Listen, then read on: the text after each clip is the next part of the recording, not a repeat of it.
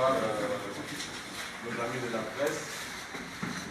Nous remercions déjà pour votre présence ce soir à l'occasion de notre point de presse. L'emploi comme des artistes, c'est-à-dire au nom de l'esprit. Et comme vous allez constater sur le support de communication de la banderole, c'était écrit. L'air est grave et en ce moment, je pense qu'il est important que nous, en tant qu'artistes, on doit se prononcer sur ce sujet. On a vu toutes les couches se prononcer. Et pourquoi les artistes doivent rester du reste? Parce que c'est important que nous remarquons actuellement la voix des artistes. C'est ceux-là qui doivent plutôt porter au fait à l'égard de cette population. Et raison pour laquelle avec les amis on s'est dit bon, il faut qu'on lance la machine. Parce que si cette occasion ne se commence pas, je ne sais pas s'il y a pas l'occasion pour nous, pour que le peuple puisse être vraiment en fait étudié. Raison pour laquelle on a dit on va vraiment joindre nos voix à celles-là qui ont déjà commencé par vraiment faire se battre le cœur au profit de la population, au profit du peuple.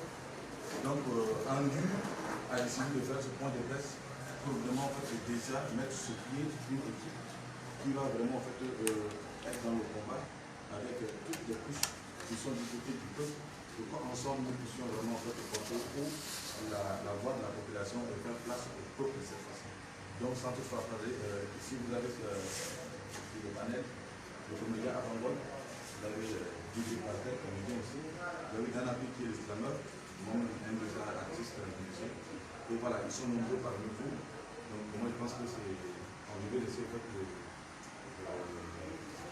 micro Didier Parter de vous faire la déclaration. Merci. Okay. Bonjour chers artistes, chers journalistes présents à ce point de presse. Aujourd'hui encore, le Tchad et les Tchadiens dans leur ensemble se posent la question de savoir est-ce que le Tchad est véritablement un État indépendant. Il n'est un secret pour personne aujourd'hui que la France qui se dit pays des droits de l'homme ne cesse de s'ingérer dans la sphère politique tchadienne de la plus mauvaise manière dont nous connaissons au quotidien le résultat. Coup d'État constitutionnel, conflit politico-militaire, pillage des ressources. Mesdames et messieurs, nous ne nous trompons pas d'ennemis. La colonisation française est un crime contre l'humanité et cela est reconnu par même les présidents français, en l'occurrence Emmanuel Macron lors de sa visite autant pour moi en Algérie.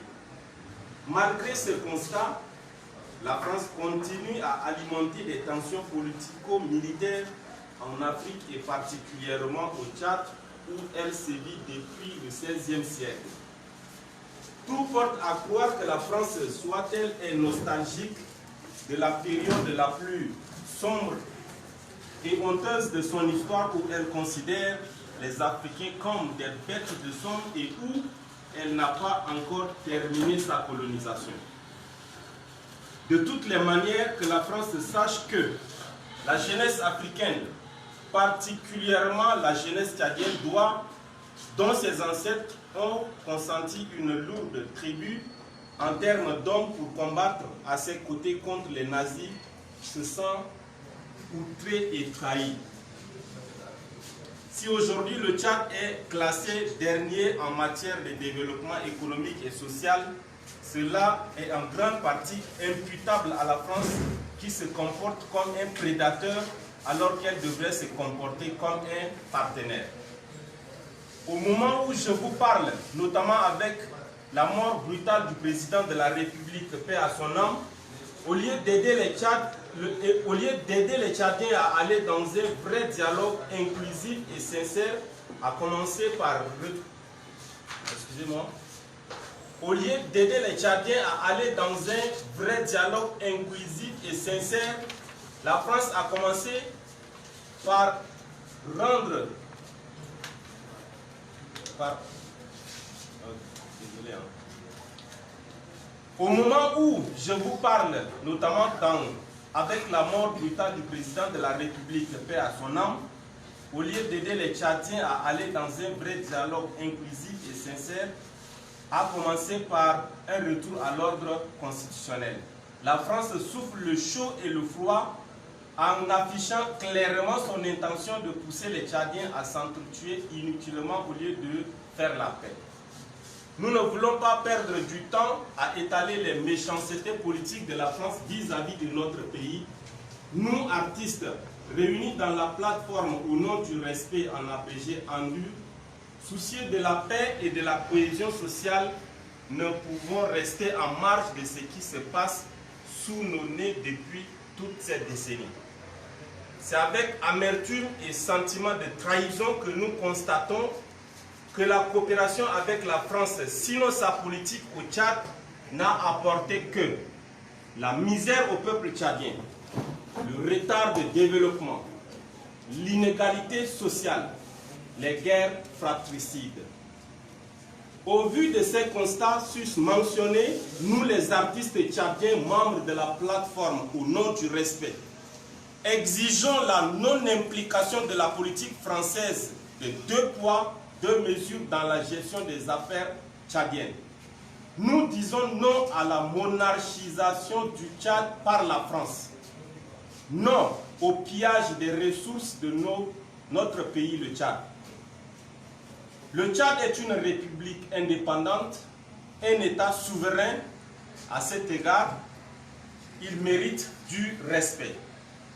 Nous n'allons pas finir notre propos sans condamner avec la dernière énergie les mécanismes de la France-Afrique derrière lesquels la France se cache pour orchestrer des barbaries sur notre territoire.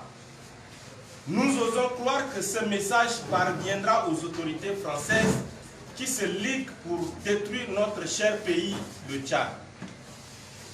En notre qualité d'artistes, nous ne léserons sur aucun moyen pour mobiliser et conscientiser la jeunesse tchadienne pour qu'elle défasse du joug colonial français. Par conséquent, nous tiendrons la France pour responsable de tout ce qui adviendra. Jeunesse tchadienne, debout et à l'ouvrage, ta liberté naîtra de ton courage. Peuple tchadien, ensemble disons non à l'impérialisme. Je vous remercie.